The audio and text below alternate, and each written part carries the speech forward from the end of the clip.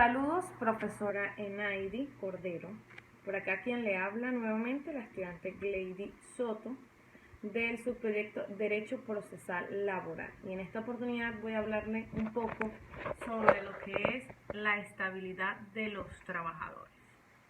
Cabe destacar que la estabilidad de los trabajadores comprende la acción de abstenerse de cualquier acto que convenga o contravenga el derecho adquirido de forma individual, que permanecía en el cargo, siempre y cuando no se presenten situaciones que justifiquen su incorporación, siendo un derecho protegido constitucionalmente y legalmente. Ahora, una definición legal, hablando de la estabilidad legal, en el artículo 93 de la Constitución de la República Bolivariana de Venezuela, mejor dicho, como nuestra Carta Magna, nos dice que la ley garantizará la estabilidad en el trabajo y dispondrá lo conducente para limitar toda forma de despido no justificado. Los despidos contrarios a esta Constitución son completamente nulos. Ahora bien, el artículo 85 de la Ley Orgánica del Trabajo de los Trabajadores y Trabajadoras nos dice que la estabilidad es el derecho que tienen los trabajadores y trabajadoras a permanecer en su puesto de trabajo. Y esta ley garantiza la estabilidad en el trabajo y dispone lo conducente para limitar toda forma de despido justificado, conforme a nuestra Constitución. Los despidos contrarios a la Constitución serían completamente nulos. Ahora bien, cuando hablamos un poco de las clases de estabilidad, nos referimos o nos solicitaba las clases estabilidad general, estabilidad, me acuerdo que decía también, otra estabilidad. Pero buscando un poco esta información, nos habla de la estabilidad absoluta o propiamente dicha.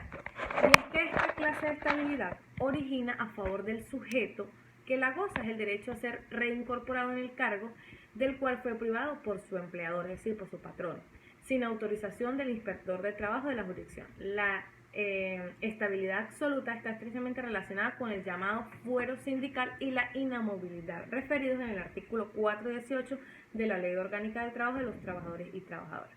Ahora bien, técnicamente es impropio, aunque luego determina cuáles trabajadores gozarán del fuero sindical.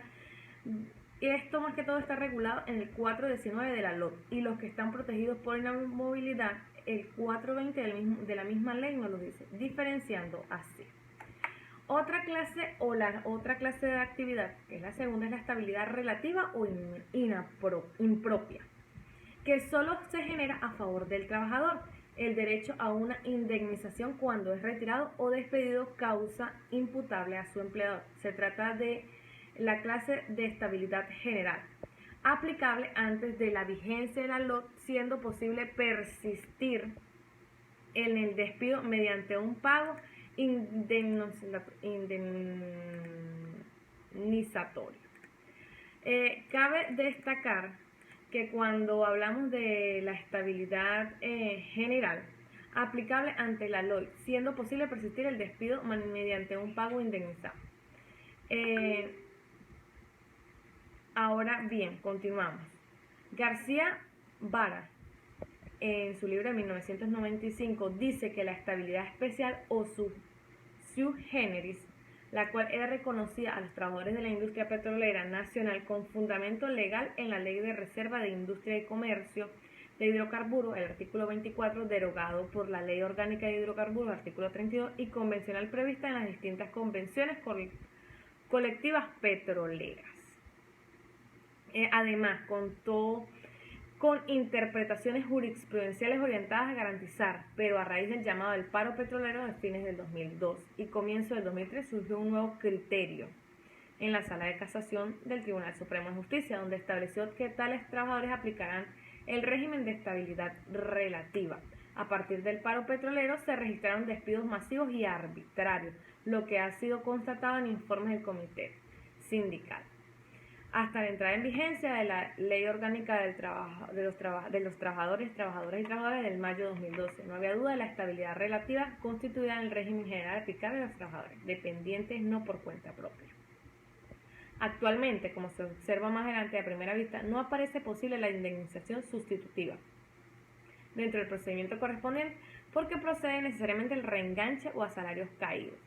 Quizás resulte mejor apreciar que es una estabilidad absoluta frente al empleador y la relativa para el trabajador, quienes tienen como opción recibir la indemnización prevista en la ley voluntaria cuando es objeto de un despido injustificado o recuperar su empleo, pues su permanencia en el trabajo depende de su conducta correcta únicamente y no del libre albedrío de su empleador. Continuando un poco, podemos hablar de la solicitud de reenganche, y es que la solicitud de reenganche está estipulado en el artículo 425 de la LOT y tiene varios numerales. En dicha ley, el reenganche se realiza con traslado inmediato al sitio de trabajo y se notifica al acto del patrono, quien debe presentar alegatos y pruebas si el patrono obstaculiza la ejecución del reenganche en el funcionario de trabajo. Puede pedir apoyo a las fuerzas de orden público. Si el empleador no permite que éste trabajar. El procedimiento para el reenganche está estipulado en 9 numerales del artículo, como bien lo acabo de decir, 425. El trabajador o trabajadora debe presentar un escrito, debe ir el inspector o inspectora del trabajo, examinará la denuncia, un funcionario del inspector de trabajo se trasladará inmediatamente acompañando al trabajador afectado al despido y procederá a notificar al patrono la denuncia presentada. El patrono o patrona podrá en su defensa, va a presentar o debe presentar alegatos y documentos pertinentes del despido. Si el patrono y sus representantes o personal de impiden o obstaculizan la ejecución de la orden de reenganches, porque si el inspector de trabajo decide que debe haber un reenganche, el trabajador debe solicitar apoyo a las fuerzas del Ministerio Público. Si persiste el desacato, en el numeral 9 dice que la restitución de la situación infringida considera flagrancia al patrono, o sea, puede ir preso. Entonces, así sucesivamente. La decisión del inspector del trabajador en materia de reenganche o restitución de la situación de un trabajo, amparo de fuera o inmobiliaria será inapelable, quedando a salvo el derecho de las partes de acudir a los tribunales. ¿Sí? Ahora bien, cuando hablamos de la calificación de falta, y esta es por el despido, ¿sí? Es el procedimiento intentado por el patrón en contra del trabajador, investido de inamovilidad, alegando que el asalariado está incurso a una causa de despido, que cometió una causa para que sea despedido. El patrón está obligado a investigar y determinar la responsabilidad del trabajador, al cual se le pretende imputar la comisión de una falta dentro de su trabajo, a las obligaciones que le impone la relación de trabajo. No basta con tener solo conocimiento, decir, sí, yo considero que sí hizo, tengo conocimiento. No, debe probar, debe investigar, debe conocer por qué fue la causa de despido. No simplemente, considero que me robó, porque en la caja fue, no, debe tener pruebas de lo que está diciendo.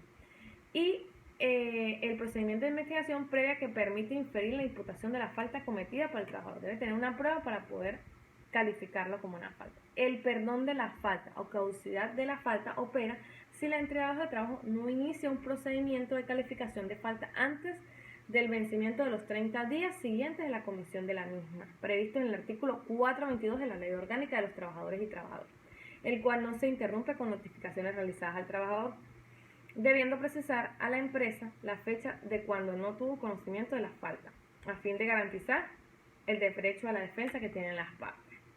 Ya un poco para cerrar, hablaremos de la preinscripción y caducidad de las acciones provenientes de la relación de trabajo. Y es que la preinscripción es el medio o manera por el cual, bajo ciertas condiciones, el tiempo modifica sustancialmente la relación jurídica. Puede decirse que es el instituto jurídico en el cual inmanentemente está en el tiempo para crear o extinguir derechos y obligaciones. La caducidad puede ser legal o convencional. Existe caducidad cuando el ejercicio de un derecho depende que se haga dentro de un tiempo determinado establecido en una disposición legal o por convenio de los sujetos interesados. La caducidad es un modo de extinción de los derechos por no haberse cumplido dentro de un determinado tiempo la condición necesaria para su ejercicio. Muchísimas gracias, profesora Enaidi, por su atención. Espero que esto le haya gustado.